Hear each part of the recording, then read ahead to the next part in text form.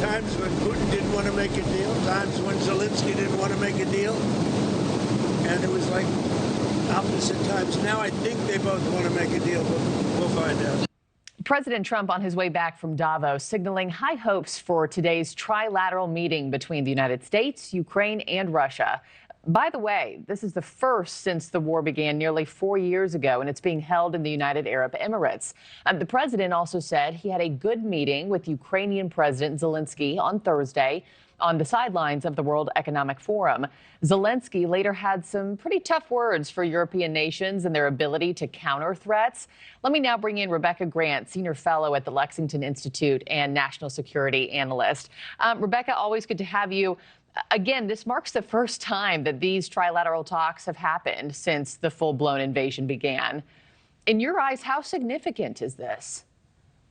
I think it's a pretty significant step. Now, that Russian who is going to the UAE for those meetings has made it clear that Russia will continue to fight until this is all done. And I'm really sorry to see that. Ukraine is under so much pressure and their energy is under pressure from those drone and missile strikes.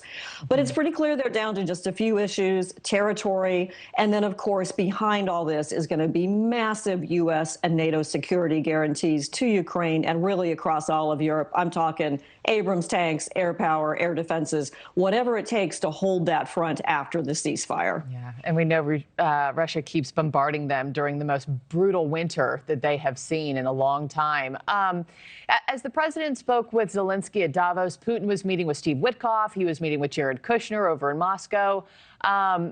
What's it going to take for any sort of progress to be made today, any sort of breakthrough to actually happen?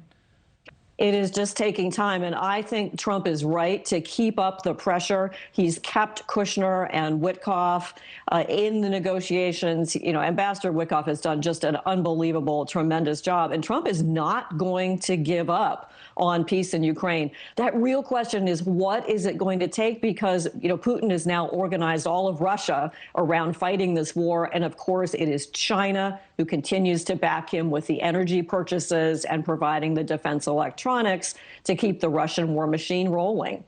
And I know that ahead of the meeting with Putin, Witkoff, he said to reporters, quote, "I think we've got it down to one issue, and we have discussed iterations of that issue, and that means it's solvable." In your eyes, what is that one issue?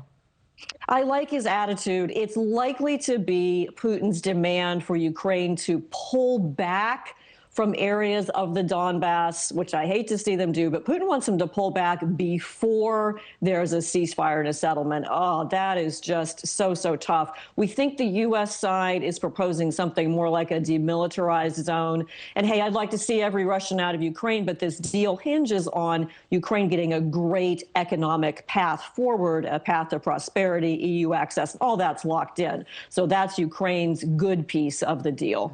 And Rebecca, let me play some sound for you, because Zelenskyy had some tough words for European nations and their dependence on the United States, their dependence on NATO. I'll get your take on the other side.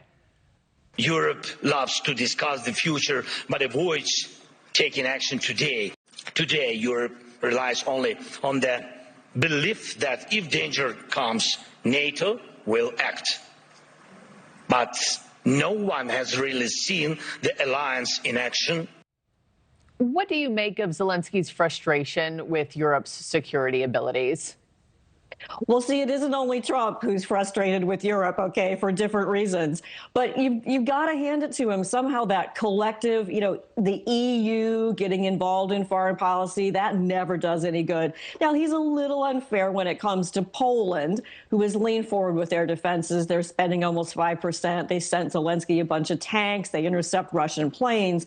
But basically, he's right. You know, Europe has got to find a way to defend themselves against the threat of Russia. They're scared to death of what Putin could do. They need to take stronger action and stop fooling around and stop doing all that annoying EU foreign policy on digital acts and space act and all that crazy stuff they do. They need to really get their house in order. Yeah, we'll see where these trilateral talks get us and if that moves the needle at all by the end of the day. Rebecca Grant, as always, thank you, ma'am. Appreciate it.